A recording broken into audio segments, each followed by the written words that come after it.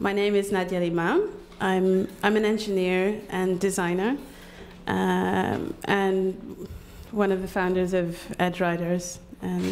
Edgeryders is an online community that lives on its own open source platform and in meetings and in collaborations between the members. People come from very different backgrounds. So engineers, doctors, lawyers, scientists. Some people are high school dropouts. Some people are professors at universities that you'll recognize. And what members have in common is that they're all experimenting with alternative responses to systemic crisis, whether they're social, ecological, economic, or political. On the platform, people share first-hand, granular experiences from trying to do things and help each other. Sometimes this is about just sharing information or pointing one another in the direction of somebody else who's done something similar. And sometimes it's, quitting your job and moving to a different country and building something together. So this community consists of around 3,000 people in more than 40 countries. Edgeryders is also a company that develops its own collective intelligence tools and processes, both to help the individual community members' own projects, but also to do consultancy work for private, public, and third sector organizations. An example of a tool that's been developed by Edgeryders is Open Ethnographer. Since the community members communicate in writing, essentially what we have is a huge database that we can do massive open online ethnography on. So we've developed an ethnography tool so that we can treat our own conversations as ethnographic data, tag them, and analyze them in situ. So we're running a lot of projects, and one of them is OPENCARE. It's a 1.6 million euro research project on how to reform European health and social care by using collective intelligence. And this is what the rest of my presentation is going to be about. So I'm personally very invested in this topic. And the reason is, and I think it's really relevant at the moment, the reason being that not so long ago, my own family had to escape war and rebuild our lives in Stockholm during what later came to be known as a decade of violent racism in Sweden. Because of the war in the Balkans, an unexpectedly large number of people from former Yugoslavia moved to Sweden, and especially during the first years of the war. This happened at the same time as Sweden experienced the worst recession in 60 years. It didn't take long for things to turn ugly. Then, as we see now, we saw racist, authoritarian parties move into the corridors of power. And at its worst, we saw people walking around with military weapons, using laser visors to terrorize and kill those who looked like foreigners.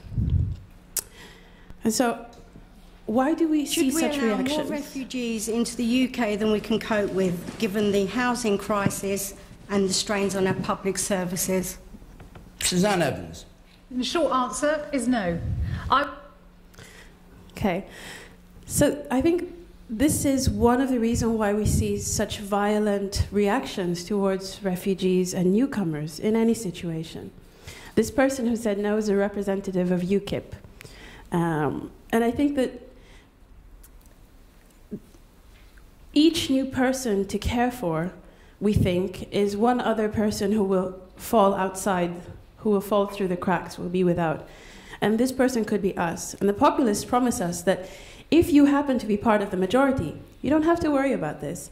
No matter if you work hard or not, whether you contribute to society or not, and no matter if others are more competent or efficient than you are, you're fine. You will be protected because you are you. And it doesn't really matter if they can deliver on this or not. The promise is very, very attractive. So OpenCare is an opportunity to break out of this zero-sum thinking about the provision of health and social care services. So while the media circus around the refugee crisis plays out, real threats to the European welfare system are often much less visible. Today, every 67 seconds, a dementia case is found. And it's estimated by mid-century that this will happen every 33 seconds because of the aging population. In 2050, that'd be the equivalent of France and Germany full of people with dementia. Okay? An aging population, a fast-growing demand for sophisticated, expensive healthcare services, continuous weakening of the family and kinship as a support network. All of this against, demands that public budgets shouldn't increase. These trends are challenging the traditional European models of public health and social care. And unless we want to see growing social tensions between different generations and different groups in our societies, we need to get away from this zero-sum game. This requires us to make a giant leap in productivity and efficiency of the care system. The good news is that if we look around us, we do see an important source of efficiency gains. Some call it collective intelligence. It's a force that drives Wikipedia. Tens of millions of volunteers with no central command structure and very little money, who don't know each other and yet are collectively building the largest encyclopedia in history every day. This same force powers OpenStreetMap, a wiki-style digital map of the planet. Stack Overflow, a huge community, over 1 million programmers that answer each other's requests for technical support. 24 hours a day, 7 days a week, 365 days a year, at remarkable speeds. Whenever collective intelligence kicks in, disruption follows. OpenStreetMap disrupted TomTom and Garmin and all those organizations that were selling you expensive DVDs with GPS maps for your navigators. And Wikipedia has basically done away, outcompeted all encyclopedias. So when you first look at this stuff, it's really counterintuitive. It can't be right. How is it possible that a bunch of random people from the internet can run rings around highly educated and carefully selected professionals? And to answer this question, we have to better understand collective intelligence because it's the engine of internet-enabled collaboration. If you open up these processes, we find self-selection and social networks. Let's look at how this works with Wikipedia. Self-selection means that each individual decides for herself whether to be a Wikipedia contributor, on which articles to contribute, and when. Usually people work on things that they already know about or are passionate about. And there's no central command center, which makes sense because there's no way you could inventory what millions of individuals are knowledgeable and passionate about and then work out a suitable division of tasks between them. Social network means that the software and social norms of Wikipedia enable and encourage people working on the same articles to interact. When editing an article, you can hit the talk button and chat with others who are also editing the same article and come to an agreement. These two, self-selection and social networks, they give rise to a complex pattern of information exchanges and collaborations that's completely emergent. It cannot be predicted. And the outcome is that each of the millions of individual Wikipedia contributors, they end up being positioned exactly where their impact is greatest, because they're working on things that they know, and where their effort is smallest, because they work on topics that they are passionate about, and they do so when they choose. And we see the capacity of these communities not being reduced to just doing things on the internet. It also applies to mobilizing materials and other physical resources in a broad range of situations. It's when 12,000 people respond to a Facebook post and show up with shovels to clean up a city within 24 hours of a flood in Georgia. It's when over 141 instances of grassroots relief efforts suddenly appear outside the normal UN, NGO, government disaster relief space in Nepal. And it's when the taste for popular protest takes up whole countries by storm in the Arabic world, Spain, Ukraine, and in a city near you. You can have any of these, the governments, companies, NGOs running the infrastructure. Like in Wikipedia, an NGO is running the server, but the content and the actions are written not by government or any of these, it's community. People recognize common ground and work in alignment to meet shared goals. And how about care? Well, it's happening there too. Last week, I visited the Metropolitan Community Clinic in Helliniko, near Athens. It's a clinic that treats people falling outside the public healthcare service. Like in most of Europe, in Greece, access to public healthcare is tied to employment. And with skyrocketing unemployment, people are losing not only their jobs, but their lives. What makes Helliniko special is that it refuses to be incorporated. They are totally illegal. It doesn't accept money. It accepts donations in kind, like drugs and equipment. And in addition, the volunteers at the clinic run a time bank for people to use the clinic services. They do this to provide one another with mutual support to survive the ongoing crisis. Patients that arrive are activated to become volunteers who also help to sustain the infrastructure and support each other. It has 300 volunteers, about half of them are doctors. And over the past 4 years, it's given 40,000 treatments to people with no access to the public healthcare system. There are 68 clinics like this in Greece alone. In 4 years, these guys have created a parallel healthcare system serving the maybe 10% of the Greek population with no access to the public one. They have no intention of replacing the public healthcare system. Their aim is not to exist. Their aim is to pressure and push the public healthcare system into reform. I'm not sure they'll be able to. They do this with no money, no command structure, and no legal structure. It's starting to sound familiar. And, you know, we're seeing these community-driven care services, new developments, not only in things like Helliniko. Co-living. This is how my own family lives right now. We care for one another. When one of us is sick, the others will cook or go get the medicines. We're all from different parts of the world. We don't have relatives or really old city friends in the cities where we live. So we're one another's core support network. There's already over 20 years of age difference in our house between the youngest and the oldest. And, you know, imagine this age difference being spread over even larger numbers. In Milan, Joe, it's not his real name, but he's a real person. He hangs out with my friend Constantino and Zoe's makerspace to learn how to use rapid manufacturing technologies and program interactive hardware. It's a mess because the different technologies don't interface well with each other. And then there's the additional challenge that Joe is severely visually impaired. He's practically blind. That's actually the reason why he's trying to learn this in the first place. He wants to build his own tools to support him in living how he wants.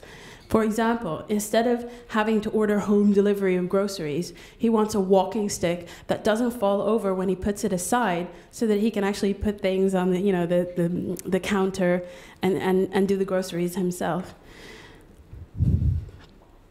So it's not so strange that communities would do care. It's been the default for humanity. Actually, professionalized state care in Europe is new, you know, 19th century Bismarck. And the modern, you know, the fully advanced, developed, top-down welfare setup we've only seen since the second half of the 21st century. And if you go back to the refugee crisis, you know, the world is changing. We can't build walls around ourselves. And your Ms. Merkel puts it that even in the GDR, the wall fell eventually. But making space for new people requires a fundamentally different approach to care. And if you get it wrong, you get the bizarre situation, like in Sweden, where a well-educated, successful Bosnian businesswoman gets a home visit from a Swedish social worker who explains how the toilet works. Not only is it very patronizing, it's also a waste of resources. She already knew how the toilet works. So we need an approach to care that's sensitive, adaptive, and doesn't pit us against one another in a zero-sum game. So what's the vision? OPENCARE tests and designs and tests a community-driven model for social and healthcare. It draws on 3 elements: progress in collective intelligence research, new developments in digital fabrication and cheap and open hardware technology, and the rise of a global hacker community, willing and able to look for solutions to care problems. You know, the way we're going to build this is we're figuring it out, and we'd like to invite you to participate. We're launching a 1.6 million euro research project funded by the European Commission. It's delivered by this consortium, including the city of Milan. And it wants to do 2 things. It wants to understand how we use collective intelligence for solving social and healthcare problems, and it wants to contribute to the debate on how to reform welfare in Europe, starting from community-driven care services. These are some key concepts. And how you can get involved is you can get involved in helping us build an open care clinic. You know, I'm not particularly interested in research for research's sake. We want to set up a clinic that feeds into OpenCare, adding data, that learns from OpenCare to design its services, and that outlives OpenCare to go on to be a sustainable initiative. It builds on a previous success. Look up the monastery. And And we need people to get involved in designing this. And the second is you can partner with us. We're funding busy people who are active in the community care space to monitor themselves and share their knowledge and learn from each other. If Hellenico had assessment that a health economist could read, they could have reached the goal of influencing how the public health care system works. Their experience would be more legible and helpful to others who want to set up similar initiatives elsewhere. And what this workshop is about is us saying, okay, here's an opportunity for us to pool all of these different experiences and approaches towards working with communities and participatory processes. Come get involved, it's an open door, and we build this thing together the way we want to. That's it.